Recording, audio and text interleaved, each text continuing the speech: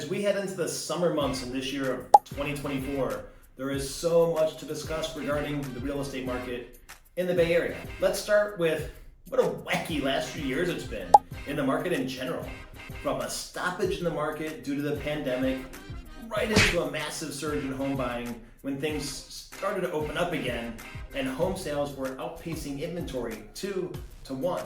And then, wham! The historical, and let's admit it, magical interest rates soared to the surprise of many, causing local inventory to double in 6 short months, while pending sales fell up to 40%. So what gives, and what are the differences?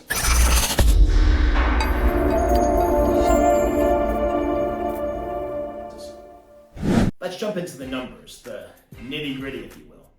And if you want a deeper dive, stay in this video with me. Now currently, we have 1,096 single-family homes for sale and 807 pending sales, an absorption rate that is seller dominant at 74%. That rate means that 74% of homes for sale are selling, 3 out of 4.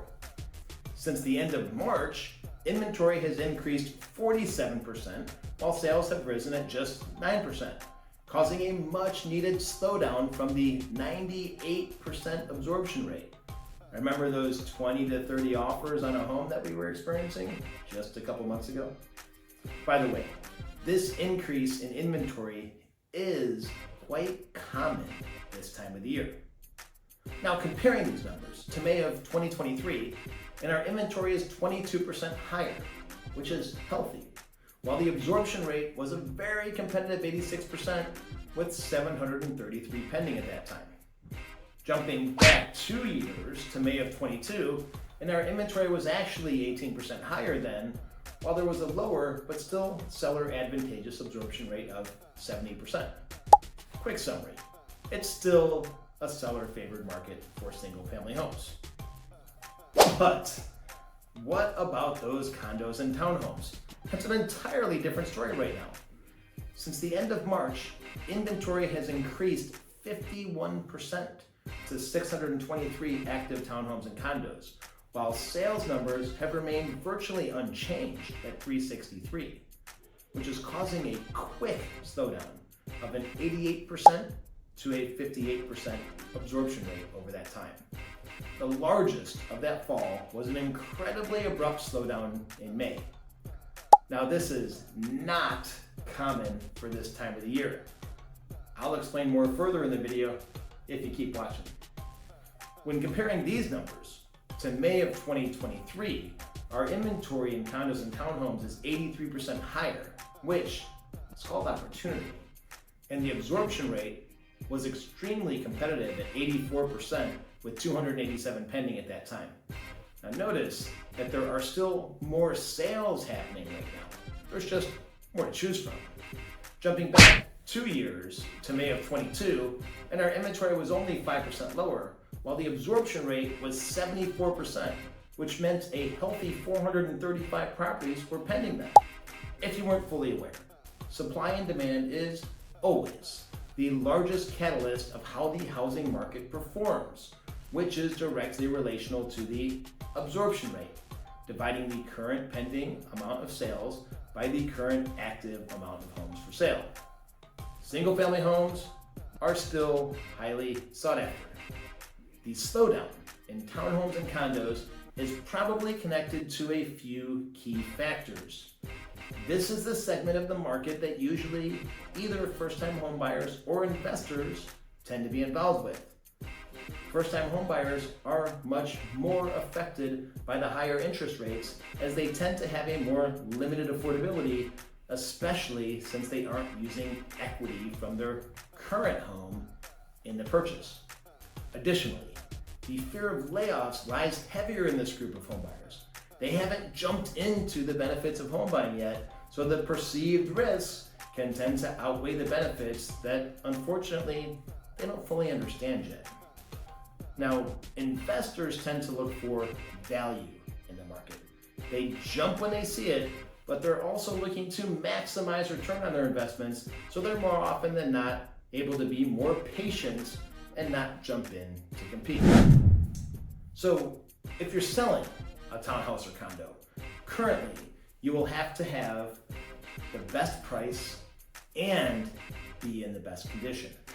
So where's the silver lining, especially in townhomes and condos? Well, the top lenders that I work closely with are saying that we're closer to rate cuts in the next 3 months than we have been. And when those rates get cut, there will be a surge of buyers. They're already waiting on the sidelines for it. I talk to them all the time. So when that demand surges, competition ensues, and you probably guessed it, prices rise. So those savvy buyers who get in now jump in front of the future competition and subsequent appreciation.